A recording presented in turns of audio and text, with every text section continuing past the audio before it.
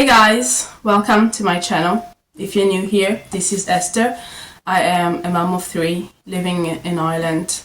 Disclaimer, I'm here with baby Nate. He's my 3rd. He just turned 4 months. So if you hear any noise in the background, it's him. I'm trying to juggle everything. Do you ever feel around the holidays like a lost ship?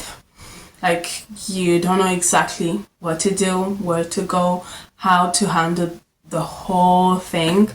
Because at least in my case, I feel like so many things are happening around the holidays. There is Christmas, there's New Year's, there are all kinds of holidays and all kinds of things that people do. I am originally from Burundi, but I've been living in Ireland for the last 6 years.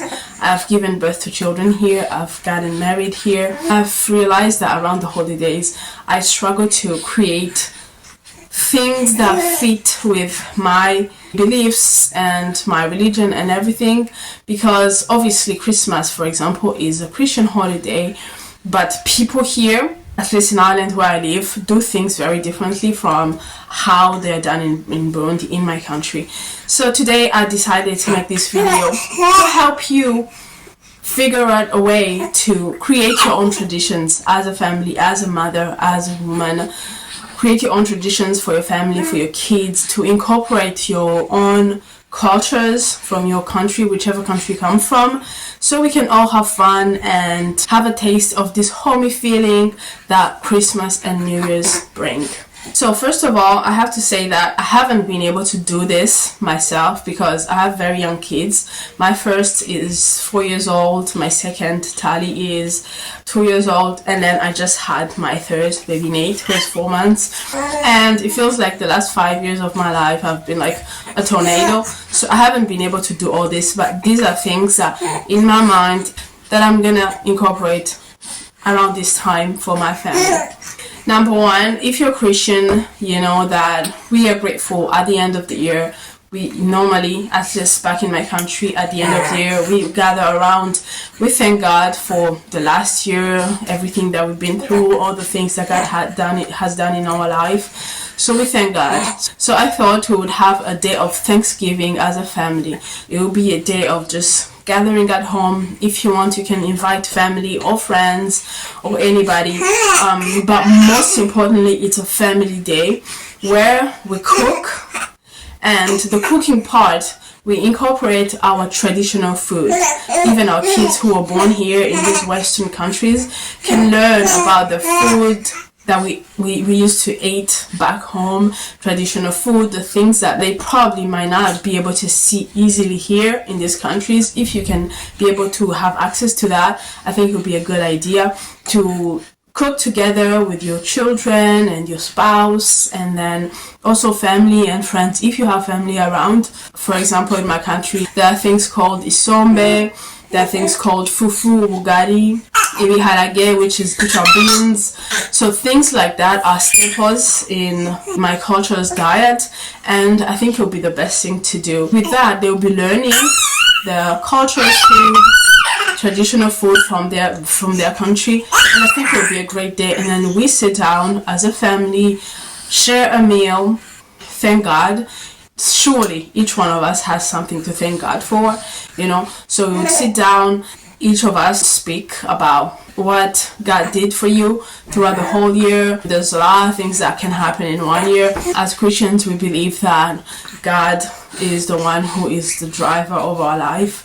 So each one of us, even the kids, could say 1 or 2 or 3 things that you're grateful for this year.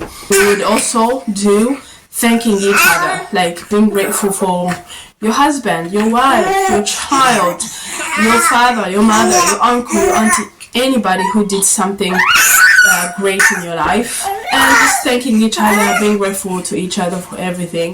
I think that would be a good thing. And then number 3, we would exchange some kind of gifts, like just, I thank you for being a good person in my life. I have something that I've prepared for you. Exchanging gifts with each other, just for community and the love. After sharing meals, and then thanking God and thanking each other, and then maybe exchanging gifts. You can just put music on and dance and have fun and just have a family day. Number 2, having a movie night. A movie night as a family. If you have young kids, have some popcorn, have a drink, have some snacks around, then sit down and have a movie night. I think it would be great to do something like that on Christmas Day, because if you've watched my previous videos, I've talked about how on that day everything is closed, like all the restaurants, all the amusement parks, everything is closed. So you end up feeling like you don't have really anywhere to go. So a good idea would be just sitting at home, watching a movie, a Christian movie. There's plenty of movies on Netflix and other sites you could watch as a family, so you can share that with your kids, cuddle up, have those blankets, because that December cold is insane. So having that movie night, I think it will be very helpful to maybe teach the word of God to the kids, and through the visuals, I think it will be amazing. It depends on how young the kids are, obviously, but still, I think it will be a great thing. Have that movie night, enjoy, cuddle up, just share the fun of having a family. Or another alternative to that, if you can afford to do that, travel to somewhere a little bit warmer than here, maybe back home. If you can afford to do that with your family, go back home, have that time with family. I think going back home is probably the best thing to do, but obviously we know that not everybody is able to pick up the whole family and go back to Africa or Asia or anywhere else, you know. I think that would be another good alternative. Or take a holiday, because honestly, we always say with my husband, this time, like around November, December, is the best time to not be in this country, like in Ireland, for example, or these very, very, very freezing countries around this time. So if you can afford to go somewhere and have fun with your family, plan that ahead and then just bounce. I think you would love it. But if you can't, we just talked about having a movie night with your family. Watch a Christian movie or any other movie that you would love. That could be educational to your kids, or just a fun movie. I think that would be great. Number 3, another good thing will be around this time hosting a Friendsgiving. Maybe not a Thanksgiving, but just a gathering for family and friends. Some people who have very large amount of friends or family around, hosting something like that, cooking food, just having a day of family. It's a good way to socialize with other people. You know, throughout the year we have so many things going on. We have kids, school pickups and drop-offs, we have our jobs, we have a regular life, and we just sometimes don't get to see each other if we have family or friends. So I think hosting something like friends gathering, family gathering with all those family members that you don't get to see throughout the year, and just have some nice food, cook together, eat together. Or another idea is each of those friends brings something in, and one of us decides, okay, this can happen in my home, I'm ready to welcome to host everybody.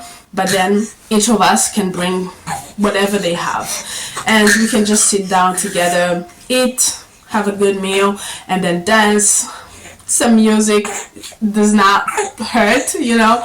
So dance together, have fun together, and just, you know, share, just be able to gather around. And also I think it's a good way, if we have young kids or even older kids, really, for kids to socialize, to see other kids, to just have fun around this time. Because I don't know about you, but I've realized that around this time, in my 6 years that I've lived here, people who come from different other countries, like who supposedly live abroad, they kind of like stay home and just sit around and do really nothing, because some of these traditions are not our traditions. We are not familiar to all the things that they do, or some people have adopted these traditions, which is great.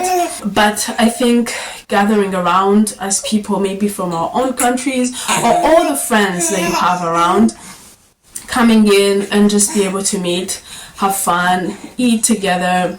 I mean, what could possibly go wrong with that? Just one day to just all meet together. And also it's good for the soul.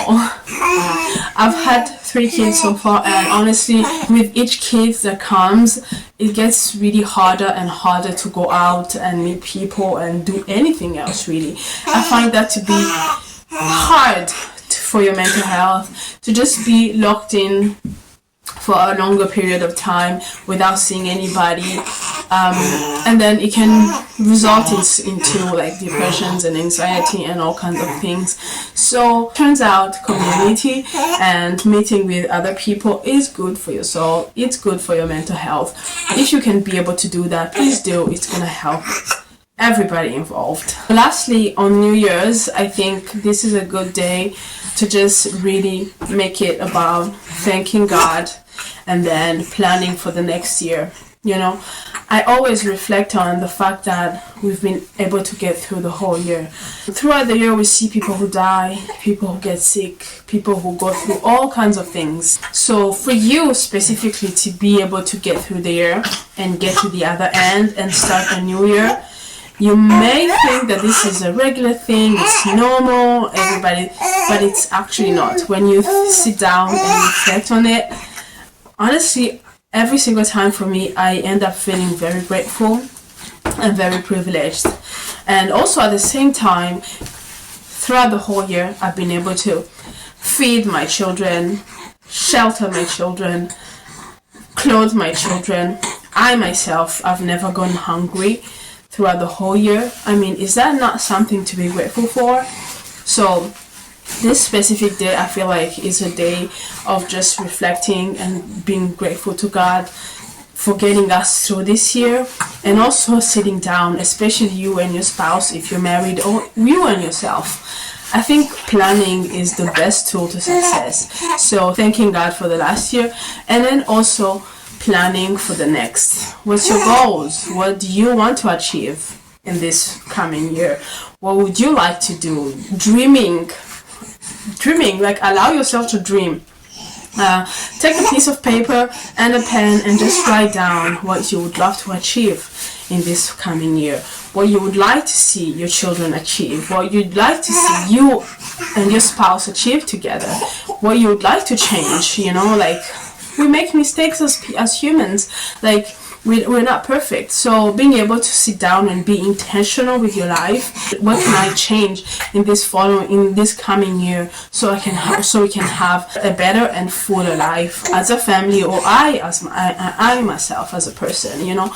And also ask God for what you would like to do, because as I said previously, He's the driver of our life. We plan, and He's the one who executes whatever He sees fit for our life. So if you are able to sit down and reflect and then plan, and also ask God for whatever it is that you want to achieve, whatever it is that you want to see, a change that you'd like to see in your life, I think that's the best way to start a new year. Alright, that's it for today's video. Honestly, you know your life, you know your family better, you know what fits your life, you know what fits your family better.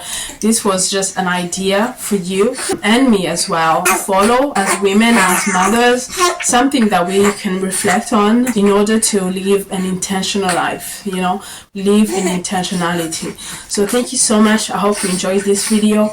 If you have anything to add on what I said, leave it in the comments. We're gonna have a discussion there. Thank you so much. I'll see you in the next video, because this baby is done. He's done with today. Alright, bye.